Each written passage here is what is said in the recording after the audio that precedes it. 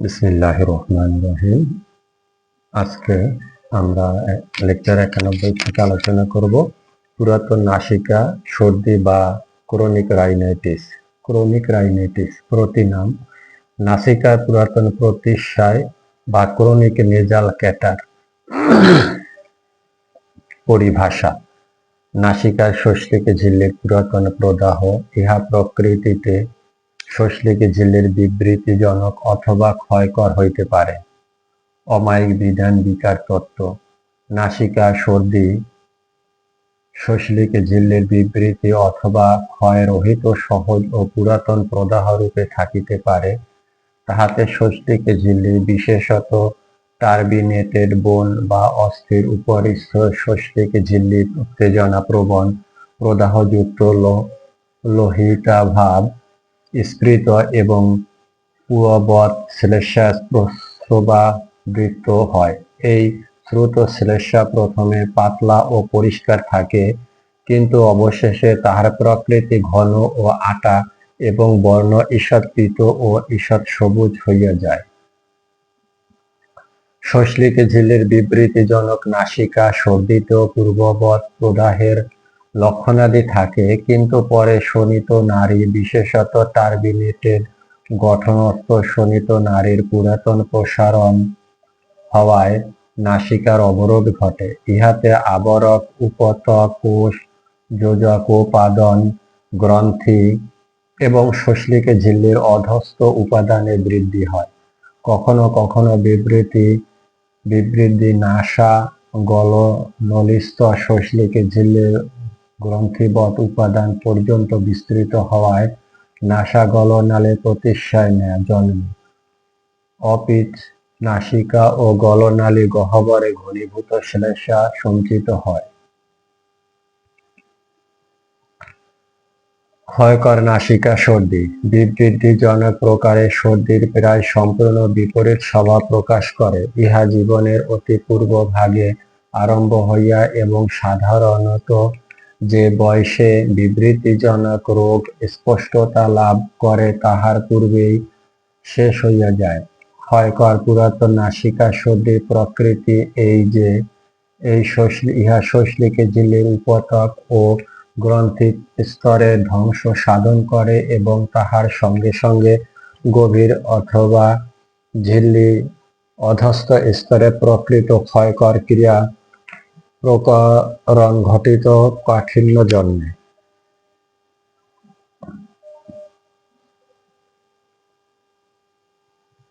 ইহার ফলস্বরূপ শুষ্ক ও ঈষৎ সবুজ শ্লেষ্মার পুয়ময় মামরির উৎপত্তি হয় এবং তাহা অত্যন্ত পচা গন্ধ ছাড়ে। এরূপ রোগ পিনস বা অজিনা বলিয়া কথিত। ডাক্তার ডব্লিউ.এম.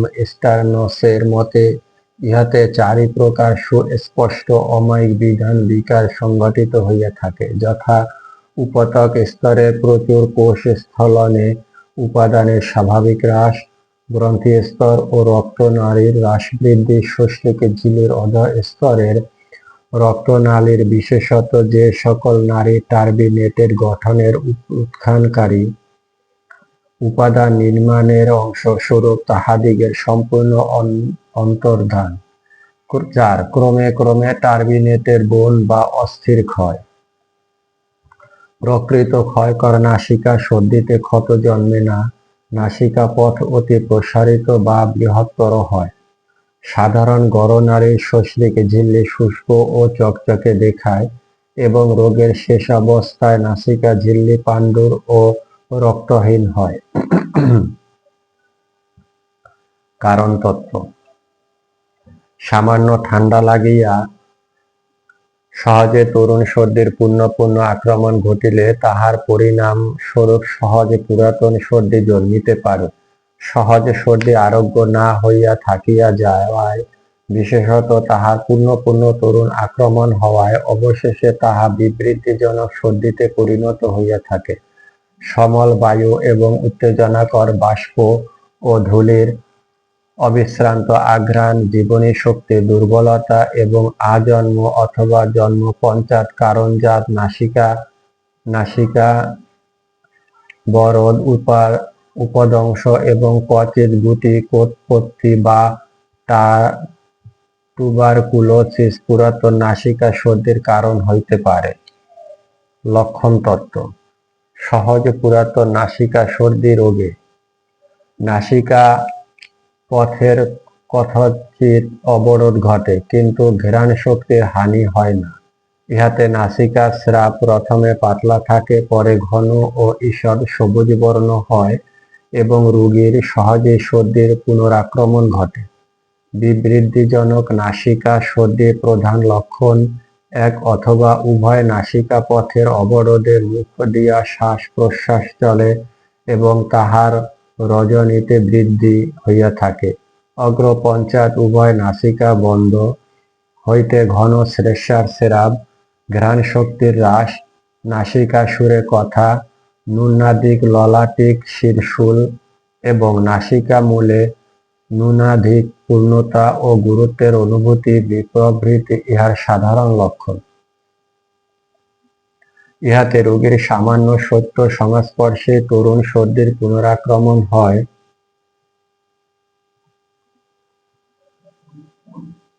কর্ণনালী বা ইউস্টেকিয়া আনক্যানাল আক্রান্ত হইলে বধিরতা জন্মে। সাধারণত যেরূপ হয়, নাসা গলনালী আক্রান্ত হইলে গলদেশে শুষ্কতা জন্মে এবং নাসা গলনালী হইতে আটা শ্লেষ্মা মুক্ত করিবার জন্য রোগী ক্রমাগত গলা খাঁকরাইতে থাকে। অনেক সময় অশ্রু প্রণালী রুদ্ধ হইয়া যায় এবং অহরহ চক্ষু জলের স্রাব হয়। পর্যবেক্ষণে পূর্ব বর্ণিত অমায়িক বিকার লক্ষ্য করা যায়। এমবিধ রোগ শীত প্রধান দেশে অধিকতর প্রাদুর্ভাব প্রকাশ করে। সাধারণত অল্প বয়সের শিশুদিগের মধ্যে ক্ষয় করা নাসিকা সর্দি রোগের আক্রমণ অধিক দেখা যায়।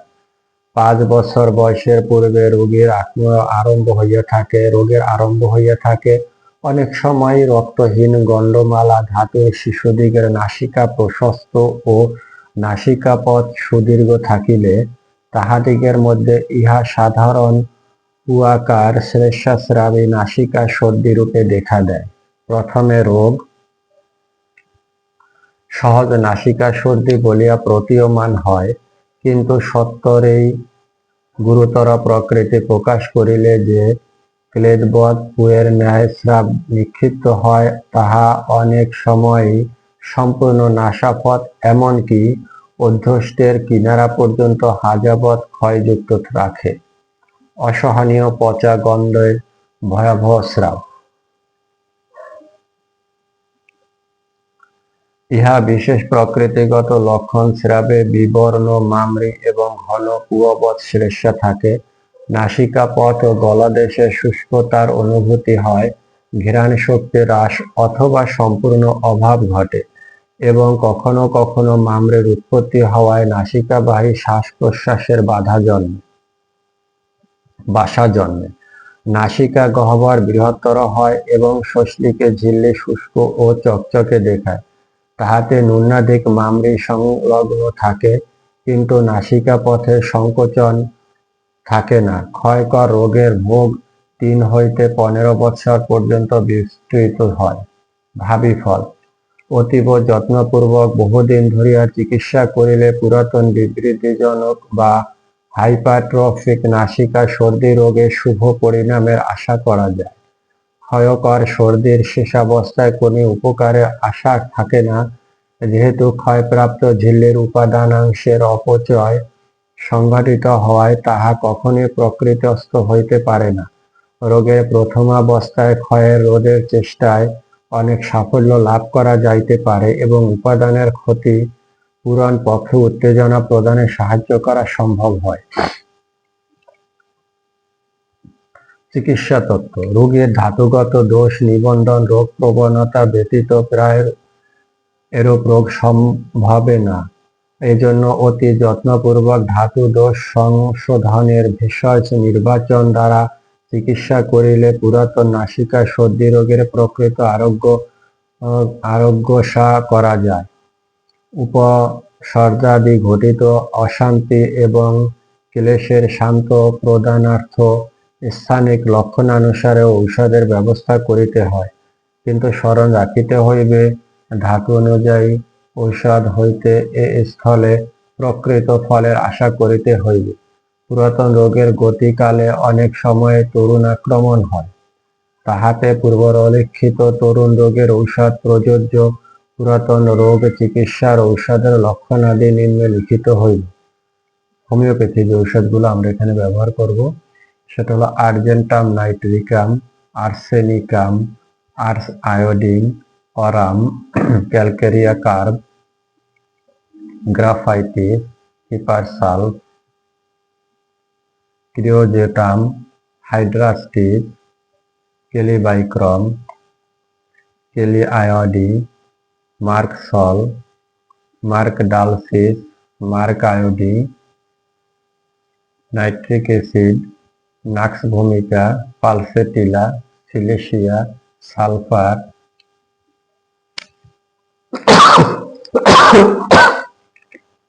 আনুষঙ্গিক চিকিৎসা।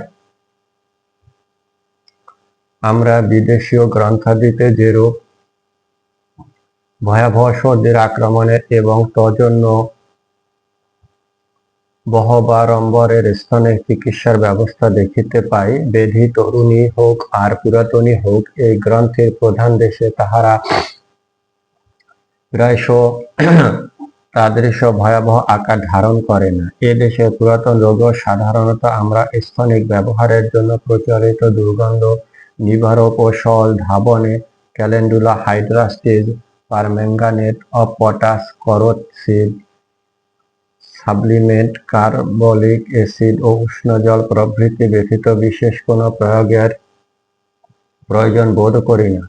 তথাপি কঠিন রোগে, বিশেষত অতীব দুর্গন্ধযুক্ত রোগে ক্ষত ও রুগ্ন নাসিকা এবং রোগের শরীরাদি যে সর্বতোভাবে পরিষ্কার পরিচ্ছন্ন রাখা নিতান্ত প্রয়োজন তাহা বলা বাহুল্য। পচা, দুর্গন্ধ, স্রাবযুক্ত, ক্ষয়কর সর্দিতে কার্বলিক তৈলে তুলা ভিজাইয়া তদ্বারা নাসা রুদ্ধ করিয়া রাখা উপকারী। তাহাতে মুখ দিয়া শ্বাস প্রশ্বাস করায় মামরি জমার ব্যাঘাত ঘটে। এজন্য ও অন্যান্য কারণেও এইভাবে বোরাসিক অ্যাসিড, হাইড্রাস্টিস ও ক্যালেন্ডুলার প্রয়োগ সহ অথবা কেবল পরিষ্কার তুলাও ব্যবহার করা যায়। রোগী সহজ পুষ্টিকর আহার করিবে এবং অতি শীতল ও পরিবর্তনশীল বায়ু পরিত্যাগ করিয়া সর্বদা সমভাবাপন্ন তাপ বিশিষ্ট স্থানে থাকিবে। আল্লাহ হাফেজ।